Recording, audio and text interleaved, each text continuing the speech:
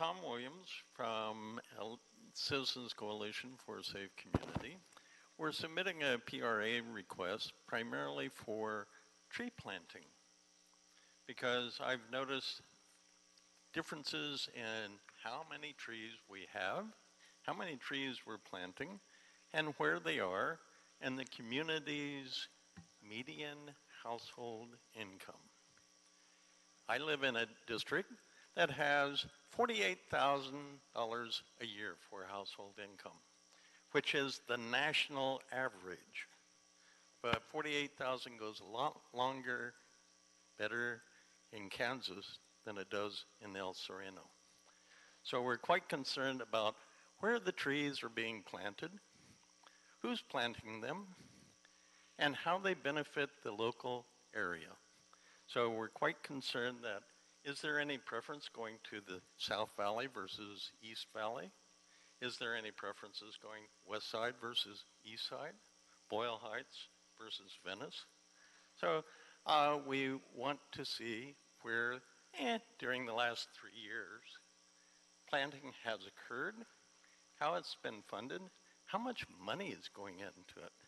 Because tonight we're meeting in El Sereno to discuss 700 trees in the Environmental Green Committee of LA 32 Neighborhood Council. So we're quite concerned about who's getting what and who's paying for it, because we all pay the same. Thank you. Thank you, Dr. Williams. Mr. Sachs on general public comment.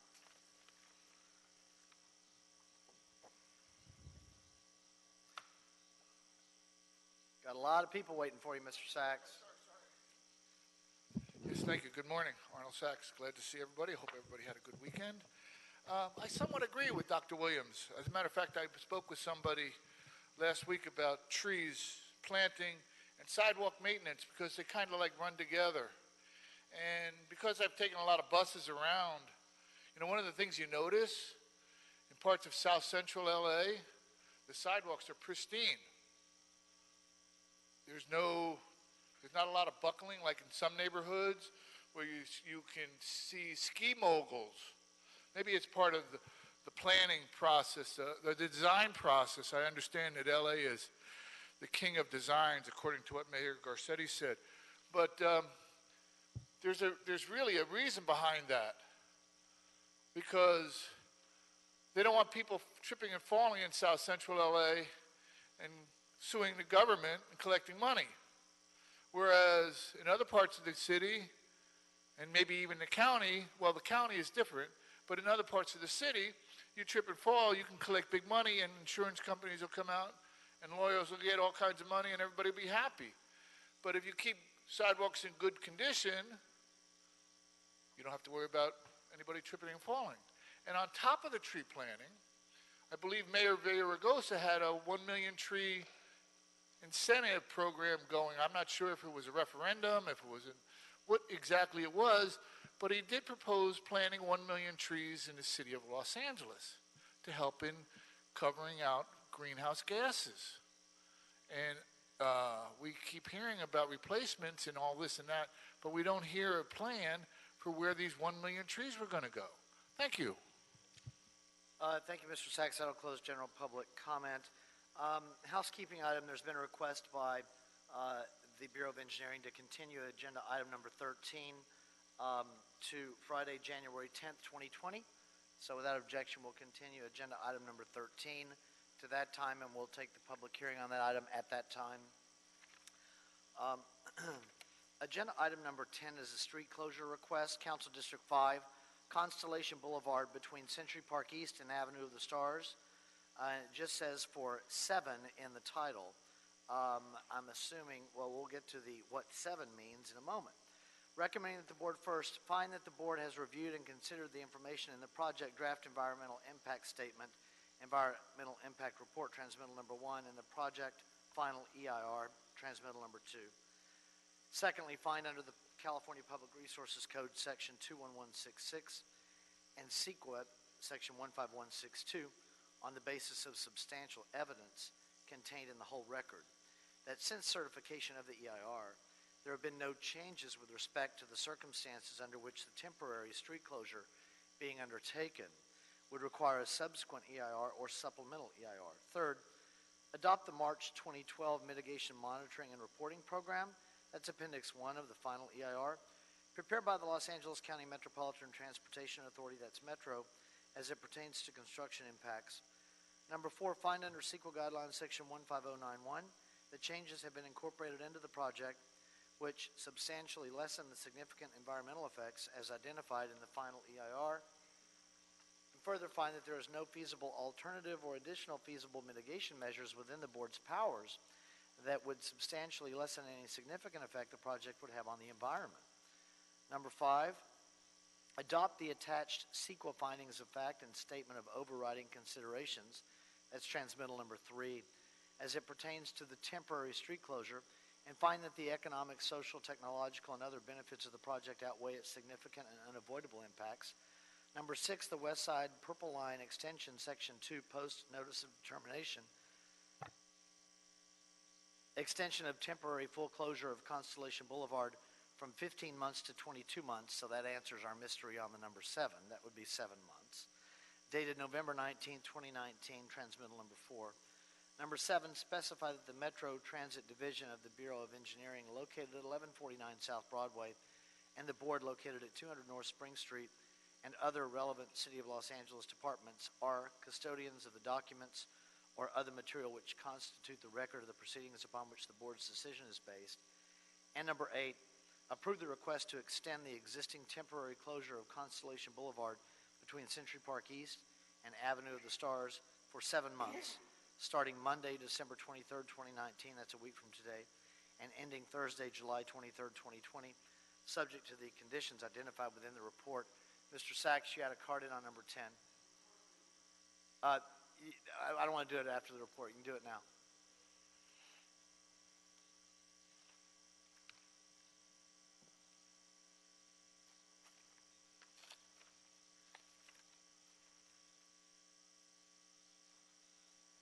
Thank you again, Arnold Sachs. So, street closure. They're going to be putting a subway station at this location, I'm wondering. Is there a model been designed for the public to see what the station will look like?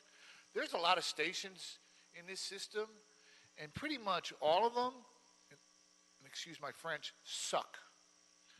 The escalators are for narrow, there's only one escalator. Some of the stations have no escalators, elevators, the staircases if you have luggage, whichever. Like the Green Line is terrible. To go from the airport or to the airport, it's terrible because you have to load your luggage on, you have to take your luggage off. So I'm wondering if there's a model to be, and this is a design build station.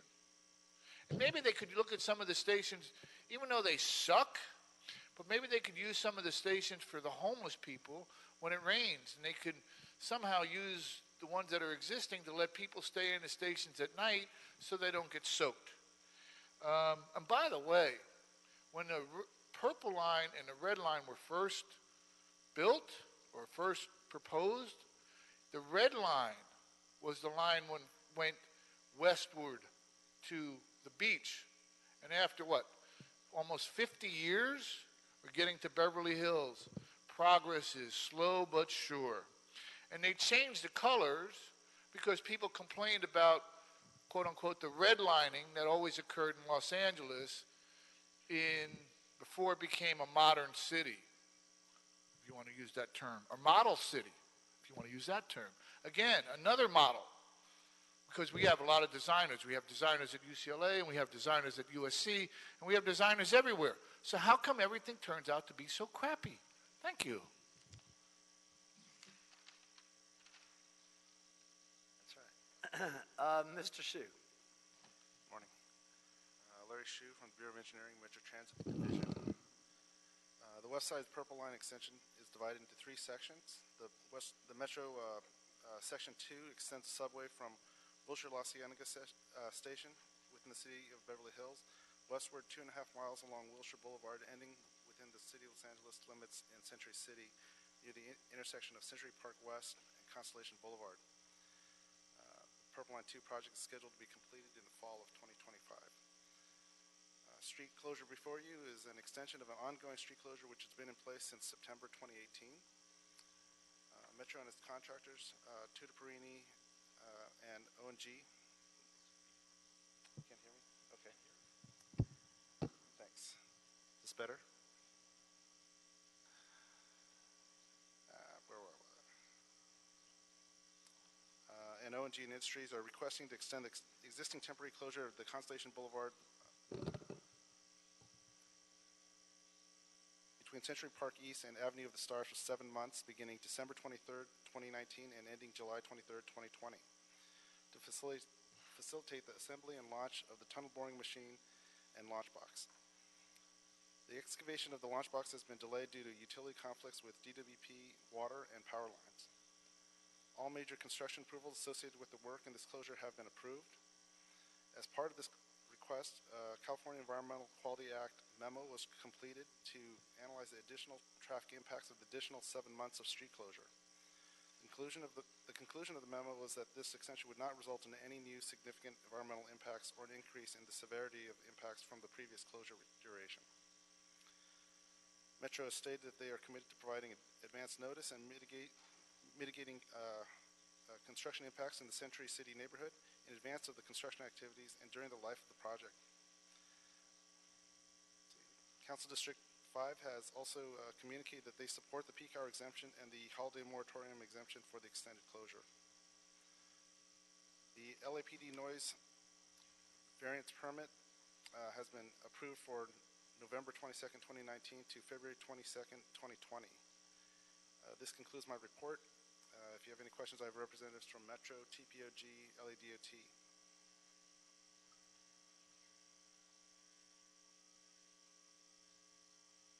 Hi, Mr. Shu, thank you. Let me just say first that this has been in place, as you reported, for some time. I am over there for various reasons somewhat regularly, and I know you and I have spoken offline about this additional 7 months. I will say that for a street closure, because of the way this is set up, and because of the nature of just the build out of the area and the way it's between essentially 2 dead-end streets, and it's really just access to parking for the Twin Towers, it has worked well, and the businesses are quite used to the process that occurs. I know there was an additional crosswalk, I think, that was added for pedestrians around the area that was requested and works well. So that said, my question is just really a confirmation from Metro, and if you know, you can provide the confirmation up to whoever, but that the outreach that has been successful to date continues or has continued in a way that the adjacent property owners and businesses there are aware of and informed about this additional 7 months. Good morning, President, Morning. Commissioner, distinguished officers. My name is Marlon Walker. I'm the Construction Relations Manager for the Purple Line Extension Project. To your question, yes, we have, as you can see from the handout that I have, we've had ongoing outreach, consistent. We've had quarterly community meetings in addition to one-on-one briefings with interested property owners and stakeholders in the area. There's a complete list. I won't read them all, but we've had at least, like I said, with quarterly meetings. And this year we've endeavored to also be people who can't make it to our community meetings. We are now holding bi-monthly webinars online to provide updates on construction activities and any mitigation efforts that Metro is undertaking. You did mention the mid-city traffic signal that was recently installed, primarily at the request of the property owners at the West Watts Tower. That's been, we understand, working very, very well, and certainly they are pleased with that. Great, thank you. Commissioner Villegas, I saw your light first. You asked the same question. Oh, Thank you, okay. President. You asked the same question I was going to ask. But I'm curious, just to continue on this subject, what kind of a response or feedback did you hear? Just letting businesses know. I mean, I know that area very well. And so, you know, if I was working there and knew that it was going to be going on, I do agree it is well, you know, done. But what kind of a response did you receive? Thus far, we have received no opposition. So by and large, the property owners and stakeholders in that area, as you can imagine, as the president pointed out, is access and egress to their buildings for their employees and for visitors. As long as Metro is and the contractor are able to maintain access for those buildings and those specific properties, generally speaking, they're supportive of our efforts. Great, thank you, Commissioner Villegas. Commissioner Garcia. Thank you. Thank you, President James. Just a quick question. I imagine Council District 5 is okay with closing the streets starting December 23rd? Yes, we did receive support from CD5, from Paul Koretz's office, particularly the Transportation Deputy, Jay Greenstein. And are you adding any different or additional closures this time around starting the 23rd of December? It is my understanding that they'll be the same as previously. Okay. Yeah. Okay, that's what I wanted to ask. Just because 23rd is such an odd day for you to, for us to start closer, but it means like it's just an extension. That's correct. Perfect. Thank you. Yes, ma'am. Yeah, it just makes it makes the closure continuous now until July. That's correct. Okay. And I would just note, for people that may be wondering if you're not as familiar with the area, this closure doesn't have any direct effect on the Century City Mall that is there. The mall's over here.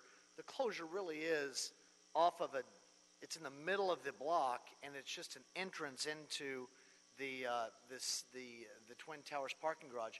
But you can't, to get from Century Park East to Avenue of the Stars, you would have to go up to Santa Monica or over to Olympic. But the entrances, none of the entrances to the Century City Mall are closed, are affected by this closure, or are closed by this closure, correct? That is correct. Okay, great, thank you. I do want to take a couple of seconds to address the gentleman who's wanted to know about the design. I wanted to invite him. I can get his contact information, but we put all of our presentations online immediately after our community, so there's access 24 hours a day to the design and all of our construction notices as well. Great, thank you, Mr. Walker, we appreciate it. Thank you. Any other questions? Then I'll make a motion that we adopt agenda item number 10, seconded by Commissioners Davis and Villegas. Any objection? Without objection, we'll adopt agenda item number 10. Thank you both. Thank you, Mr. Hsu. Any issue sending number 10 forthwith? We will send number 10 forthwith. Agenda item number 9 is a Council District 13 request for encroachment in the public right-of-way, 1020 North Vermont Avenue, the building tower and marquee for a new theater. Recommending that the board first authorize the city engineer to issue a revocable permit to encroach within the public right-of-way, subject to the conditions listed, and encroachments: A, architectural tower overhanging the public right-of-way with its base encroaching a maximum of 12 inches into the sidewalk of Vermont Avenue, and B, a marquee without advertising overhanging existing sidewalk, maximum 10 feet on Vermont Avenue. And secondly, authorize the city engineer to grant an extension of time to condition number 12 if the applicant has been diligently pursuing the clearance of the required conditions. One moment, Mr. Sawaya. Mr. Sachs has a card in on number 10. What? That's okay. If we can do this one, if you want to hear the report first, we can do this one first. Mr. Sawaya, go ahead, and then we'll hear from Mr. Sachs in the council office. Go ahead, sir. Good morning. Ramsey Sawaya with Bureau of Engineering. I'm here to obtain the board authorization to issue a revocable permit to encroach within the public right-of-way with a marquee and an architectural tower at 1020 North Vermont. On July 5th, Metro Plaza, the property owner, requested revocable permission to construct a new marquee and a portion of a new architectural tower overhanging the public right-of-way on Vermont Avenue for a new theater in East Hollywood area. The marquee is proposed to overhang 10 foot over the sidewalk at a height of 9 feet. The tower will overhang the public right-of-way, maximum 3 feet 11 inches at height of 35 feet above the sidewalk level, as shown on transmittal number 3. LIMC Code Section 91.3202.3.1 allow overhangs encroachment over sidewalks to a maximum of 2/3 of the sidewalk width. The sidewalk on Vermont is 15 feet, and both encroachments, the maximum encroachment of the marquee is 10 foot. So both encroachment meet the LIMC code section.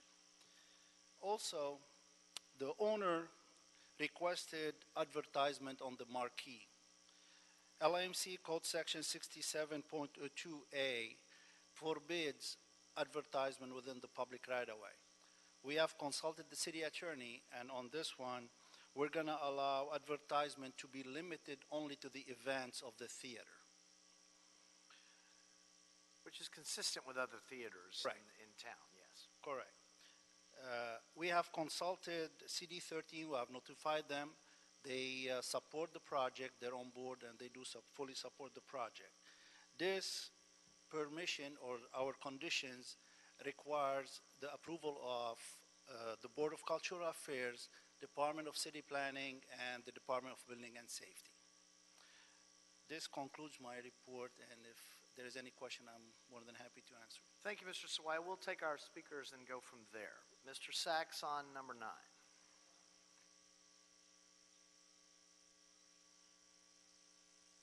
Yes, thank you again, Arnold Sachs. There's a couple things that I have questionable about here. You know, I listen and I hear. The overhang and the base are two different things. The paperwork was submitted by Metro to build a new theater. When was this design put together? Was the neighborhood council involved in any of this? There is a state law about overhangs. I know that they had a problem with the construction of the Caltrans building, with its overhang went too far into the over the sidewalk. But we're not addressing, that's one part of this problem. But the other part of this problem is the base, which extends 12 inches into the public right-of-way. Would that have been included in the design? So it's a two-part thing. And it's one of these things where you look at the fire, but you don't, or you look at the smoke, but you don't know where the fire is coming from. And Metro involved in a project. Who knew? It's just amazing what they do at Metro. It really is. Thank you. Thank you, Mr. Sachs. And we have Amy Ablaka from Council District 13. Welcome back. Good morning, Commissioners. Amy Abelcat, Planning Deputy for Councilmember O'Farrell of the 13th District. Our office supports this request and the proposed scope of work as is. We have not received any opposition or any concerns regarding this request. We do concur with City Attorney's recommendation and staff's recommendation and the conditions of approval that have been incorporated into the staff report. Thank you for your time and consideration.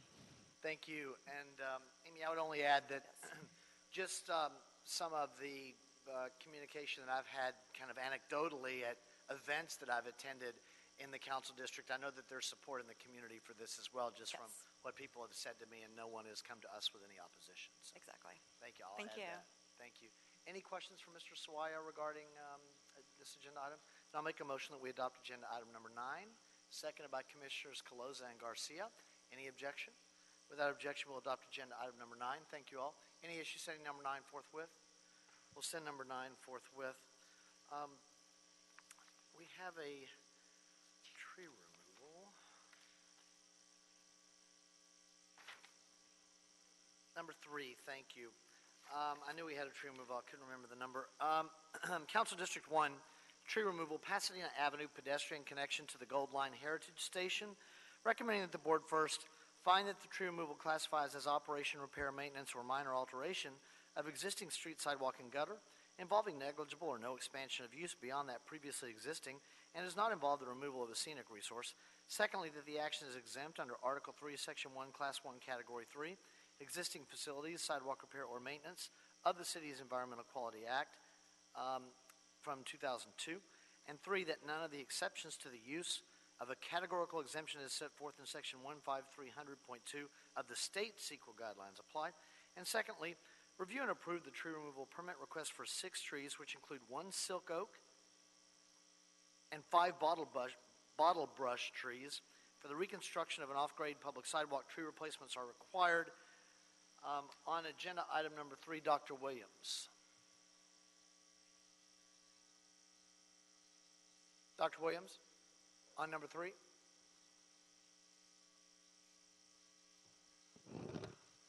Sorry. Dr. Tom Williams, Citizens Coalition for a Safe Community and stakeholder in the Lincoln Heights Neighborhood Council Planning Committee. We have a basic problem. On Wednesday this last week, nobody knew about this particular project going forward, the Neighborhood Council for the area. And they are concerned about trees along Avenue 26 and a few others. So there seems to be a lack of coordination between departments of Public Works and Department of Neighborhood Empowerment. So I'd highly recommend that in the future you not only identify the council district, but identify the neighborhood council name that has been coordinated with. So we're quite concerned about this. I reviewed the site and I'm trying to figure out, there have been trees already removed and the planter sections have been left unpaved over, but I couldn't figure out where these particular trees were going to be based upon the available information. So next time, provide a map and provide for the public. You may have it, but the public doesn't have it. And also notify the relevant neighborhood council. And if you don't know which one's relevant, go on Zemis and they tell you exactly every parcel and its neighborhood council. Thank you. Mr. Sachs. Yes, thank you again, Arnold Sachs. This is a high risk game of risk. You know, I should have copyrighted that phrase. I'd have been making a lot of money. Not that phrase, but thank you for your time and attention phrase. I used to say that all the time. That was a shot. I was in Pasadena yesterday. Actually was going to go out and look at the mountains because it was such a beautiful day, but I ended up stopping at Pasadena City Hall and checking out the Jackie Robinson and his brother, I'm sorry, brother's name slips my mind, the memorial they have there. It's really pretty impressive. There's a lot to be said for that memorial. And you walk around and you check the names. There's nothing there from UCLA. There's something from the Oregon Alumni Association, but there's nothing there from UCLA. And the Oregon Alumni Association is where his brother went to school. That being said, the Gold Line Heritage Station, built by the Gold Line Construction Authority, which originally was the Blue Line Construction Authority, but was changed. We don't know why, but it was changed. But, you know, I used to sign up for that. I should go check about my pension plan for the working for Metro. Plans, existing sidewalk. Is this ADA compatible? I mean, will they be doing a ramp that's 80 feet long when they could do a ramp like they do at the Rose Garden? Again, wasting public funds to do a minimum amount of work at the maximum amount of cost. And is this one also going to have, is this a project labor agreement with Metro? Is this a project labor agreement at the city? Does Pasadena have a project labor agreement? Or is this a public works project labor agreement? There's like, or even a county public works project labor agreement. There's quite a few project labor agreements, and there's a livable wage. There's 2 minutes. Thank you, Mr. Sachs. Thank you. Mr. Banuelos, we'll start with you, but before you start your presentation, I will note for the record that, and you can confirm this, the board report does indicate, as your policy, not only was the Community Forest Advisory Committee notified of this requested tree removal, but so was the Department of Neighborhood Empowerment, correct? That's correct. All right, go ahead, sir. Yes, good morning, President James, Commissioners, Board Representatives, Mr. Jordan, Dr. Campos, Ms. Hector Banuelos. I'm with the Streets LA Urban Forestry Division. We have before us is a request for the Streets LA to remove 6 trees for the Pasadena Avenue, Figueroa Street to Northway Broadway Gold Line project there in Council District 1. None of these trees, including the silk oak, are protected. Is that correct? They are not protected under the native protected ordinance. That is correct. Go ahead. There are 104 trees that were identified within the corridor here, the construction limits, of which 6 were identified and were recommended to be removed. The reason why we wanted to remove the trees is because they're underperforming, very small, providing small canopy, with the exception of the silk oak. The silk oak could be impacted by proposed sidewalk repair. The tree was previously root pruned in the past, and there was decay detected within the root crown of the tree. Therefore, it is the recommendation to the Bureau, Streets LA, that the tree be removed so that sidewalk repair can be performed. The bottle brush trees are rather small, they're leaning, they're obstructing, some are obstructing the sidewalk, and should probably be removed just for that case alone. There were other trees, very large, mature ficus trees through the corridor that were initially identified for removal, well over a dozen trees. However, the Streets LA engineering staff and the Urban Forestry Division staff collaborated and determined that there were other feasible alternatives that may be implemented so we can retain the trees in place. Therefore, we're able to reduce the number by a significant amount and only have 6 trees identified for removal. If approved, these trees will be removed, and it appears that there are 98 potential tree sites that were identified within the corridor that can be planted with trees that provide shade and provide a much more environmental and aesthetically pleasing environment there for the community.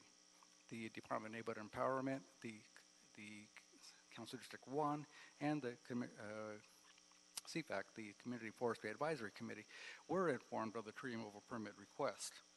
The Streets LA did determine that this project is category exempt from the California Environmental Quality Act.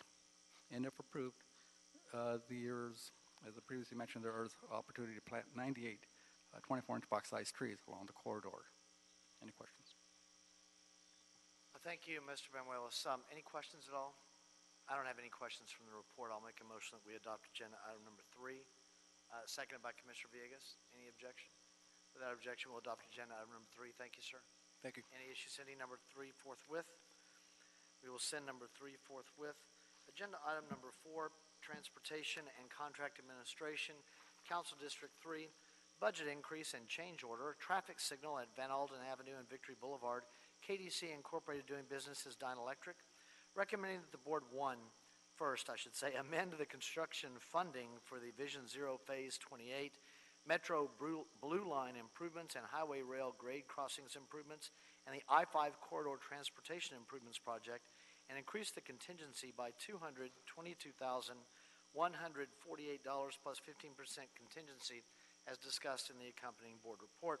And secondly, authorize the general manager of the Department of Transportation to issue a non-participating change order bid item number 59, serial number 1 to contract number 134240 with KDC Incorporated doing business as Dine Electric for $222,148 plus a 15% contingency to install the department modification for the traffic signal at the intersection of Van Alden Avenue and Victory Boulevard. Mr. Driscoll on number 4. Good morning, sir. Good morning. My name is Adam Driscoll with the Department of Transportation, and I'm here today to recommend that the board amend the construction funding for our Vision Zero Phase 2B contract. There's a little typo in there. It's not Phase 28. It's Phase 2B, which includes a handful of other projects we put in there. Amend that contract to increase our contingency by $222,148 and to authorize our general manager to issue a non-participating change order in that same amount so that we may build this traffic signal at Van Alden and Victory.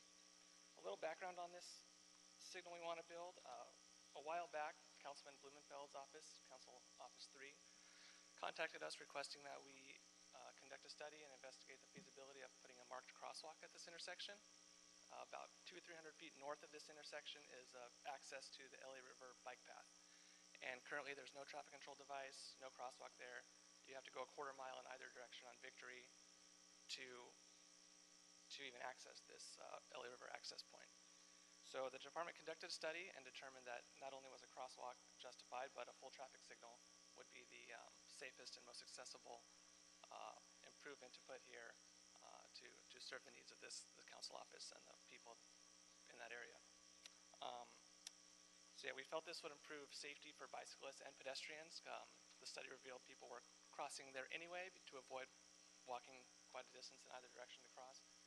And it would just improve access and safety for the community. In response to the determination of that study, Councilman Blumenfeld's office identified a way to sort of expedite the process.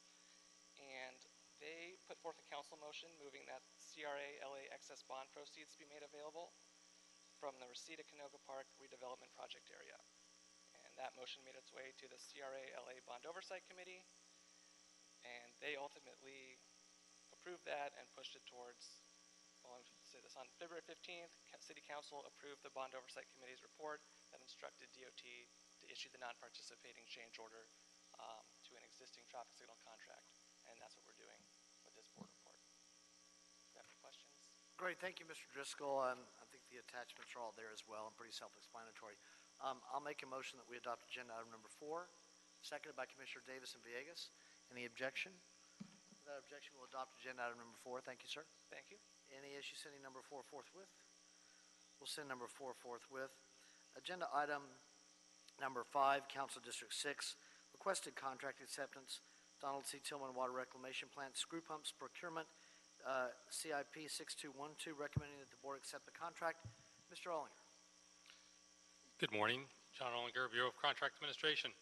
I'm here to ask for your acceptance on the Donald C. Tillman Water Reclamation Plant screw pumps procurement. It was capital improvement number 6212. Work order was SZD 11275.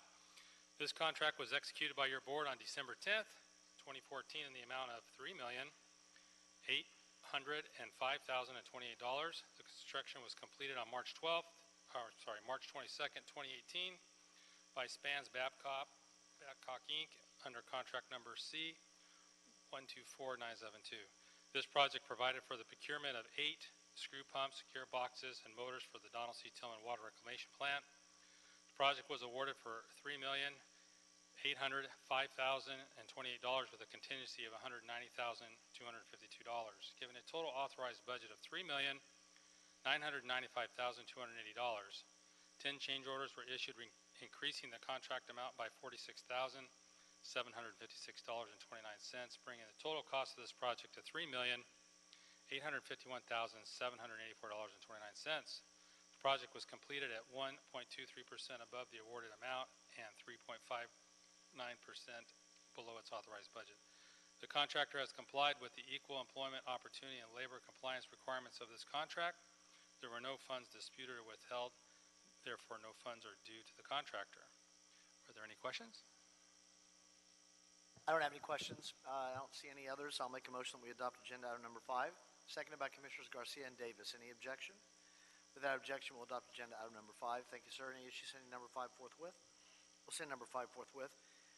John, you're here on number 6, Council District 11, contract acceptance, Hyperion Treatment Plant, flares system upgrade. This is CIP 1069, recommending that the board accept the contract. Go ahead, sir. Good morning, John Ollinger, Bureau of Contract Administration. I'm here to ask for your acceptance on the Hyperion Water Treatment Plant flares system upgrade. The CIP was 1069 and the work order was SCH 11712. This contract was executed by your board on May 7th, 2014 in the amount of $3,956,000. The construction was completed on December 14th, 2016 by Kiewit Infrastructure West under bond number 625500, and the contract number was C124071. The project provided for replacement of the gas burners in 3 of the 6 existing flares, modification of the pilot gas supply systems, and replacement of the 6 existing local control panels and integration with distribution control system. The project was awarded for $3,956,000 with a contingency of $197,852.29. giving a total authorized budget of $4,153,800. On July 20th, 2016, your board adopted BOE's report number 1, which increased the contingency funding of this project by $354,000, giving it a revised authorized budget of $4,507,800. The project was completed at 11.9% above the awarded amount and 1.73% below its authorized budget. The contractor has complied with the equal employment opportunity and labor compliance requirements of this contract. There were no funds disputed or withheld, therefore no funds are due to the contractor. Were there any questions on this contract? Questions on number 7, Commissioner Davis. On our inclusion on this particular project, I realized, I guess this was a locally funded project. It was not a federal project. And I think that, this is a sewer. What is the nature of this? Well, this is a Hyperion treatment plant project for the flare system that burns off the excess So methane then gas this at Hyperion. was highly technical in its nature in terms of the construction. Correct. Subcontracting. And Yes. that's the reason why we weren't able to achieve the kind of inclusion we would like to on this project. Is that correct? That would be correct. Thank you. Thank you, Commissioner Davis. I'll make a motion that we adopt agenda item number 6, seconded by Commissioners Davis and Villegas. Any objection? Without objection, we'll adopt agenda item number 6. Any issue sending it forthwith? 6 will go forthwith. Number 7, Mr. Ollinger, your last one of the day, it looks like. Council Districts 1 and 14, contract acceptance for the secondary sewer renewal program, P08 Daly Street and Avenue 26. Recommending that the board accept the contract. Go ahead, sir. Good morning, John Ollinger, Bureau of Contract Administration. I'm here to ask for your acceptance on the secondary sewer renewal program, P08 Daly Street and Avenue 26. The work order was SZC12921. The contract number was 127926. The contract was executed by your board on July 27th, 2016 in the amount of $1,804,785. The construction was completed under Vasil Inc. on February 21st, 2018.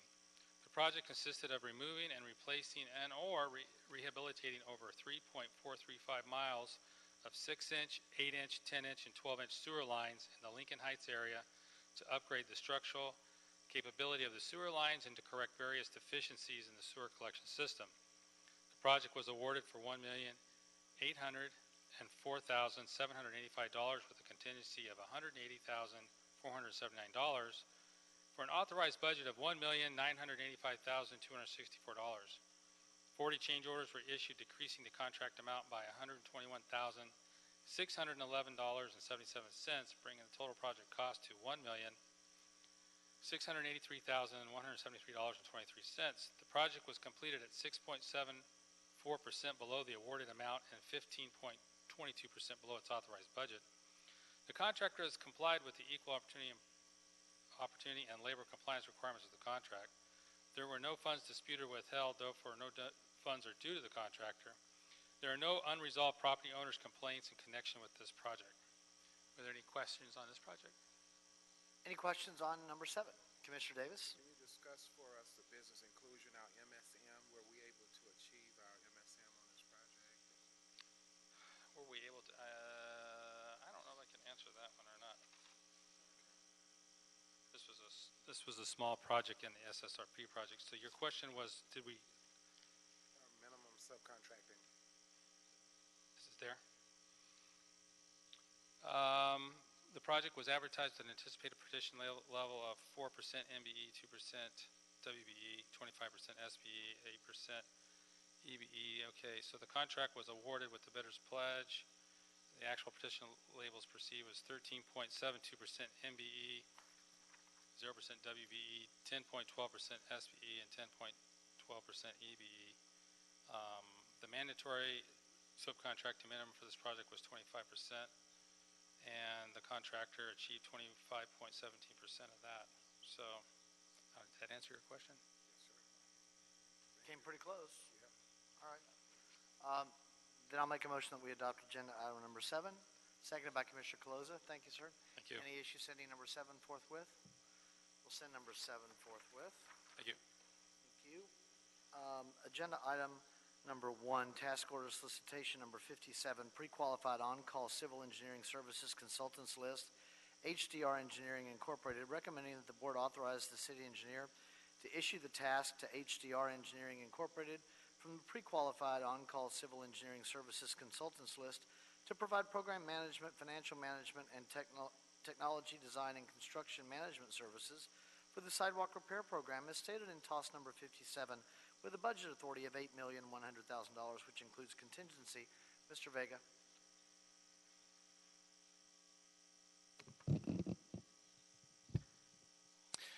Good morning. Robert Vega, Program Manager for the Bureau of Engineering Sidewalk Repair Program. I'm here to request authority to issue the task order to HDR Engineering Incorporated from the pre-qualified on-call civil engineering services consultant list to provide design, construction management, and program management support services for this task. In way of background, the sidewalk repair program is a $1.4 billion effort to repair sidewalks in the city of Los Angeles over the next 30 years. In order to do that, the SRP has allocated $31 million annually to satisfy the city's commitment, and the major elements of the program are the Access Request Program, which is requests that are received from those with mobility disabilities to either repair, repair sidewalk, install new curb ramps, and to remove barriers. Our City Facilities Program, which is again to repair the sidewalk and remove any barriers in front of any of our city facilities, and our compliance report effort, where twice a year we have to report to Willits Class Council on our efforts, basically identifying the request that we receive through our Access Request Program, all of the repairs that are completed, and expenditures made towards the program. In April of 2016, the city issued the TOS 28 for design and program management support services, and that effort is about to conclude in December 2019. So on October 21st, 2019, the Bureau issued TOS 57 to all 9 firms on the pre-qualified list. 8 firms attended a mandatory pre-proposal meeting on August 28th, and on September 27th, 2019, BOE received 2 proposals from HDR Incorporated and from SOMAS. BOE and the Bureau of Street Services staff interviewed both firms. Interviews included a presentation to allow each an opportunity to better explain the proposal and to introduce their proposal project teams. HDR received higher scores for both the proposal and their interview. They were deemed to be responsive and provided the best value to the city. The set participation levels are 12% for MBE and 2% for DBE. HDR is pledging an MBE participation level of 18% and a WBE participation level of 4%. Funding is available through the SB1 Road Maintenance and Rehabilitation Fund, and this concludes my report, and I'm available for any questions. Some SB1 funds. I don't have any questions. I'll make a motion that we adopt agenda item number 1, so you guys can continue to work. Seconded by Commissioner Caloza. Any objection? Without objection, we'll adopt agenda item number 1. Thank you, sir. Thank you very much. Any issue sending number 1 forthwith? We will do that. Streets LA on number 2, revise task order solicitation number 32 and budget increase for Somas and Associates, recommending that the board authorize the city engineer to issue a revision of TOS number 32, increasing the budget authority from $303,176 to $578,176. That looks like $275,000 increase, including contingency for the business process workflow and full-time project scheduler. Mr. Espada. Good morning, Sunil Rajpal, Streets LA, Engineering Services Division. I'm here today requesting for additional $275K for TOS 32, which was issued to Somas and Associates. A brief background. On February 19, 2019, TOS number 32 was issued to all pre-qualified on-call wastewater environmental engineering consultant. On June 28, 2019, the board approved the issuance of TOS 32 to SOMAS with a budget authority of $303,176. TOS 32 is part of the Street LA multi-year modernization initiatives and include 5 tasks. Task number 1 is assess the record management procedure and recommend a record management system. Assess the asset inventory and recommend the best best-in-class market solution for streets LA, assess the current system use and recommend the appropriate GIS functionalities and capabilities for the Bureau. And task 4 is assess the current project scheduling protocol and recommend best-in-class scheduling solution for street LA unique construction method. And the final task was, based on these findings, assist the staff to develop the RFQ. For task 4, Street LA has since identified the need of additional services in order to achieve the Bureau goal in best-class scheduling solution. These services are business process modeling, data flow request, and reporting using the data-driven approach. In addition, services will provide crucial information to support a full-time scheduler and the implementation of for the implementation of a centralized scheduling system. This schedule will also be supporting the Bureau current bid and award projects. This schedule is expected to be on site until June 30th, 2020. In addition, on September 18, 2019, Commissioner Cabello provided email approval to hire this schedule pending the approval of this board report. With that, this concludes my report. I'm here if you have any questions regarding this. The inclusion numbers look good on this. Without any questions, I'll make a motion that we adopt agenda item number 2. Is there a second on number 2 by Commissioners Caloza and Davis? Thank you, sir. Any issue sending number 2 forthwith? First of all, any objection to number 2? No objection to number 2. Any issue sending number 2 forthwith? We'll send number 2 forthwith. Agenda item number 12 is authority for expenditure for the South Coast Air Quality Management District, Council Districts 1, 4, 6, 7, and 15. Sanitation and the Office of Accounting are requesting board approval and execution of an authority for expenditure in the amount of $40,000 to pay ensuing annual operating and emissions permit fees to the South Coast Air Quality Management District for landfill operations at multiple sanitation locations. And secondly, authorize myself or 2 members of the board to execute the service agreement for the date range of July 1, 2019 to June 30, 2020.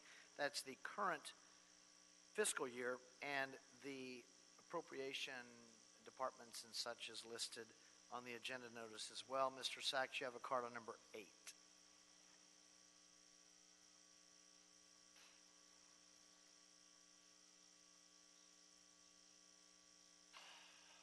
I'm sorry, number 12. Oh, 12. Yes, but you still have a card in on number 12. I still have a card on it. Yeah, I knew I had you. I just had the wrong card. Oh, I thought you said, that's right. I thought it was 12. Yeah, I'm not sure if you saved the best for last, but this is one of those landmines. South Coast Air Quality Landfill Operations, or South Coast Land Air Quality overseeing the landfill operations. You know who sits on the South Coast Air Quality Board? Dr. William Bradworth Burke sits on the South Coast Air Quality Board. He sat on there for quite a while. The thing about landfills, sometimes a landfill is a public-private enterprise, and other times a landfill can be a private-public enterprise. The difference being, if it's a public-private enterprise, the public puts out a bid to get a contractor to come in and operate the landfill, or maybe even like the city county might operate the landfill, but it's open to everybody. In a private-public enterprise, a private company volunteers to take on the responsibilities of the project. That means they own the project, and they do the necessary work. And there's a huge difference between the two of them. Public-private, city might put out a bid. Private-public, I need to clean something up. Who'll volunteer? Volunteers of America, this, that, any kind of corporation might ask its employees to do that. But they volunteer to do the work. It's kind of like the ACA, Affordable Care Act. A company volunteered 2 to be minutes. the insurance. Thank you, Mr. Sachs. Mr. Correa?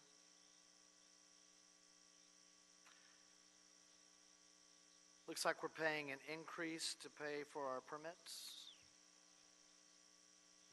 Yes, good morning. I'm Miguel Carrillo from Sanitation. Actually, we're requesting a decrease For the past few years, we've requested 55,000, 50,000, 50,000. This year, we're just going to be requesting 40,000 to pay the AQMD permit and annual emission reporting fees. So the total is less, because if you look at the attached authority for expenditure, Yes. unless I've got something that's wrong, 40 total, which is Yeah. adjusted. Yes.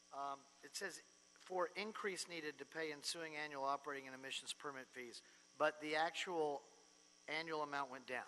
Oh, yes. So we first requested 18,000, so now we're requesting another 22,000. Got it. For a total of 40,000. But last year we had paid over 50.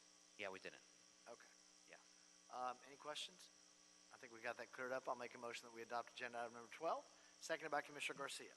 Any objection? Without objection, we'll adopt number 12. Thank you, sir. All right, thank you. Any issue sending number 12 forthwith? We will send number 12 forthwith.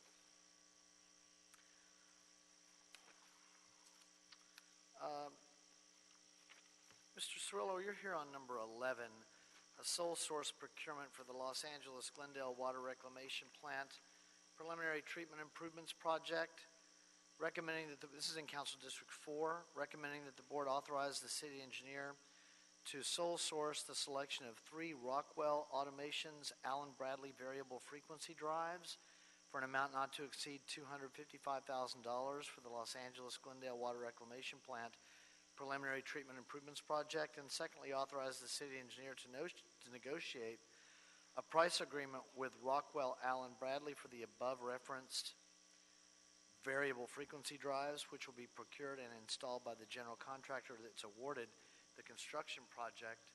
Mr. Cirillo on number 11.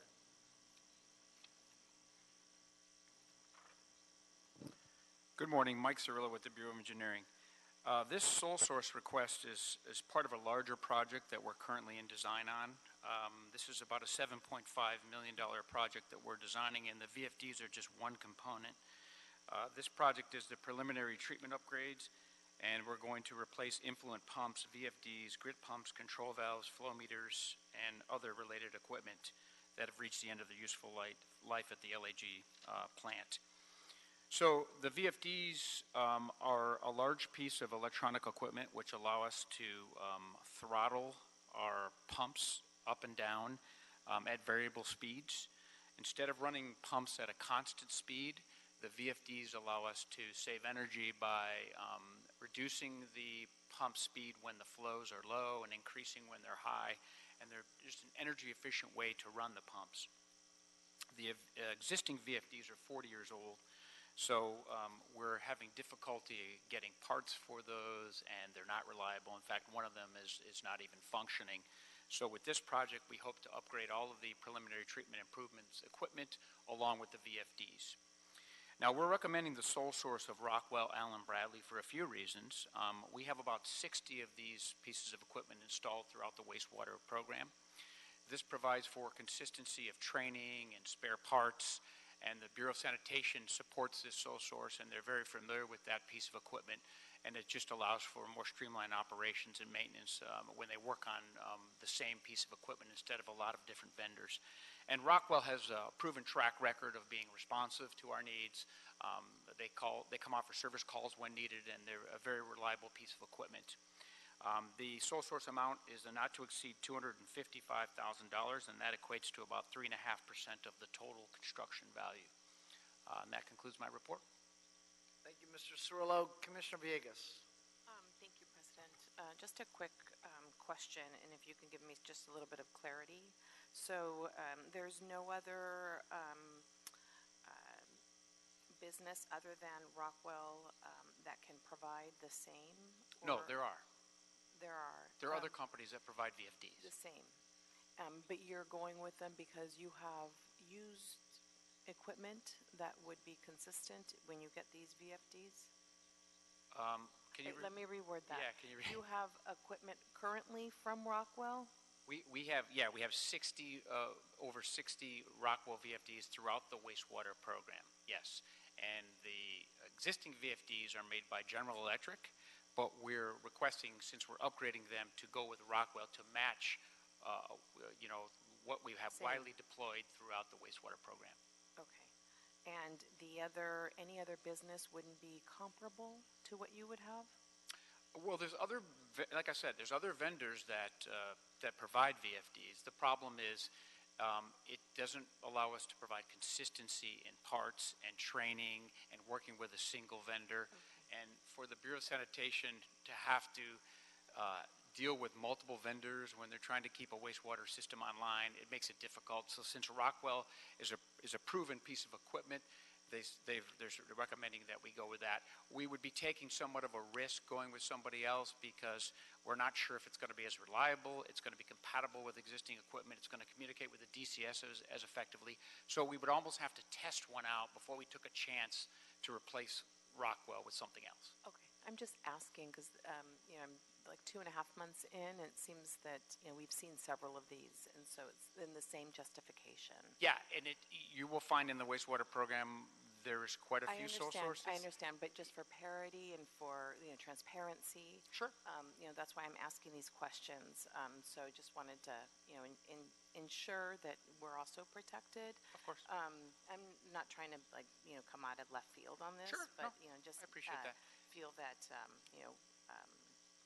just need to say that for the record. Sure. And every sole source is run by the city attorney, so I understand. Ted, if you want to say anything, this would be the time.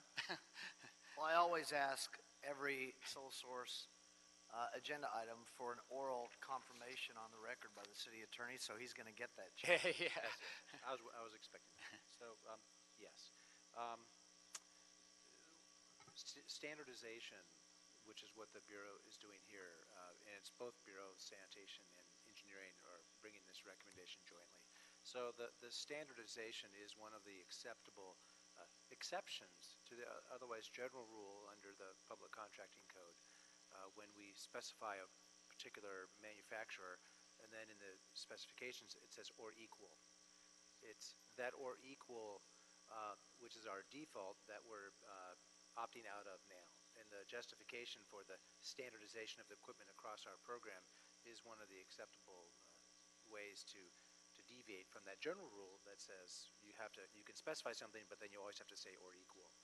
And then in the way the public contract code works is if someone wants to bring something different than what we've specified under that or equal clause, then the bureaus have an opportunity to test the piece of equipment to determine whether in fact it is equal or not.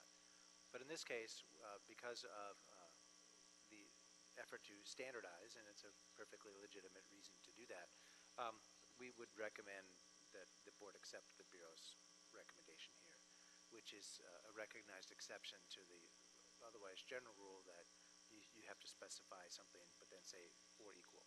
Bottom line is we support the recommendation. Thank you for making the record on that across the board. Thank you, Mr. Cirillo. I'll make a motion that we adopt agenda item number 11, seconded by Commissioner Caloza. Any objection? Without objection, we'll adopt agenda item number 11. Thank you, sir. Any issue sending number 11 forthwith? We will send number 11 forthwith. I've got meeting minutes from Monday, December 9th, 2019. Is there a second to my motion that we approve those meeting minutes by Commissioner Garcia? Any objection? Without objection, those meeting minutes will be approved. Agenda item number 8 in Council District 11, a requested project labor agreement for the Hyperion Water Reclamation Plant perimeter road improvements. Recommending that the board add the Department of Public Works project labor agreement to the project. The city engineer has estimated a total combined construction cost of $5,045,000 for the project. Mr. Sachs, you have a card in on number 8. Yes, thank you again. Very quickly, I did kind of address the different public project labor agreements that are available in the city through departments, and we have all 16 different departments. Maybe each one of them has its own project labor agreement.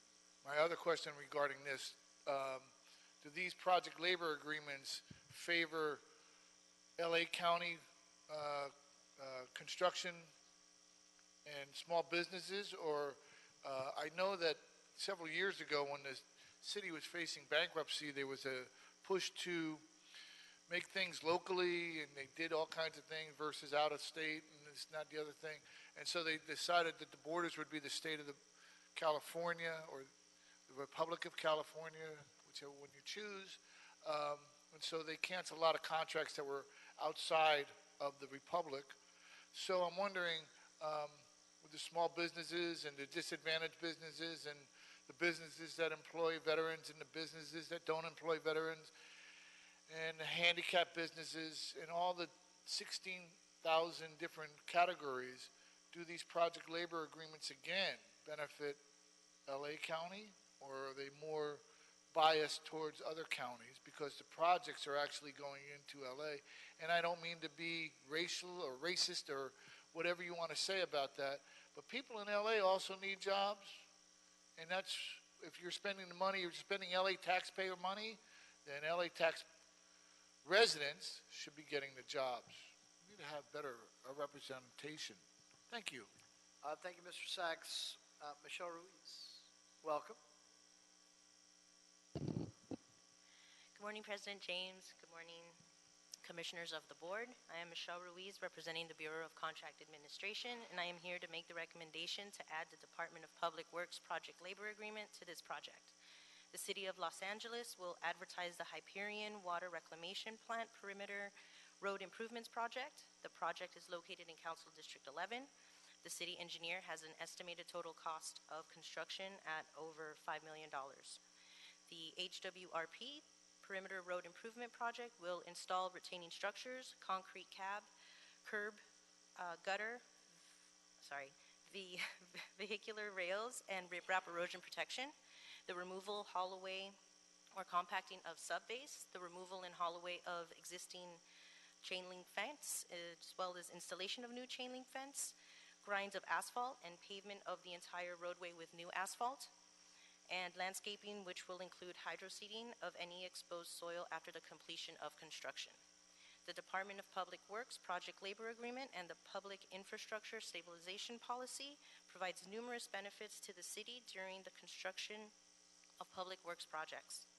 The Department of Public Works PLA will help to ensure the quality of work is done properly and safely by providing access to skilled workers and commitment to training, and will facilitate settlements of labor disputes and grievances without work stoppages or grievances.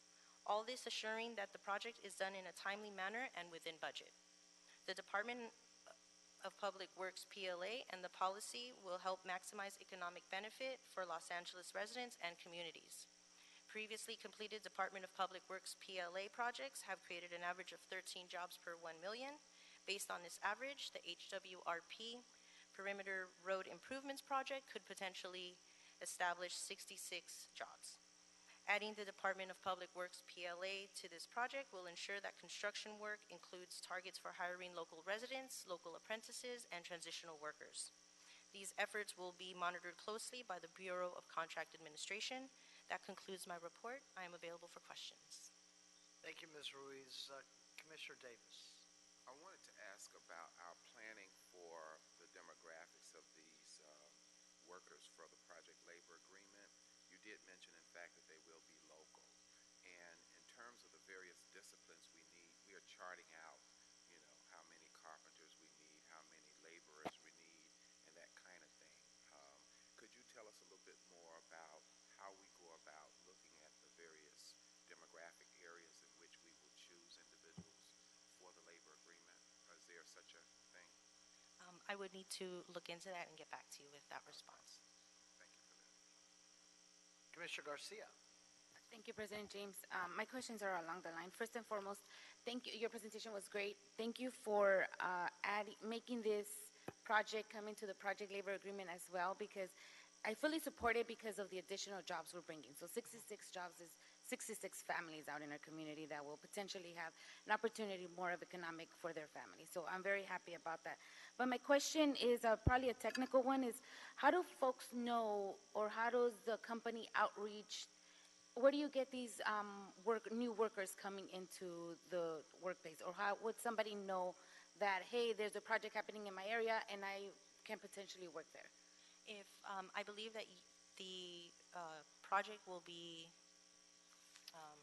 advertised on Bavin, and so any subcontractors that wish to place a bid, once the contract is awarded to the prime, the subcontractors that come and work with the prime are allowed to bring in their core workforce list, but as well as part of the PLA mandate is to bring workers from the local union halls for each classification of work.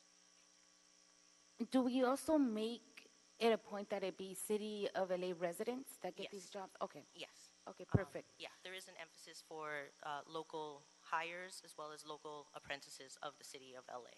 I like that. Thank you very much. Okay, thank you. I fully support this project, and with that, I move to make this a motion. Thank you. That was a motion by Commissioner Garcia, and Commissioner Davis's second cleared up the question I had regarding his questions that she'll respond to in the future. Any objection? Without objection, we'll adopt agenda item number 8. Any issue sending number 8 forthwith? We will send number 8 forthwith. Thank you, ma'am. Thank you. Have a great day. Any, Dr. Kempis, I think we have cleared the desk. Yes, you have. Okay, then we are adjourned, everyone, with the exception of the Bureau Heads meeting. Have a great day, and we will be here on Wednesday. Great Monday. Yes, our Wednesday is our last meeting of the year. My God. I mean, time is just, woo. I mean, So we too are fast adjourned.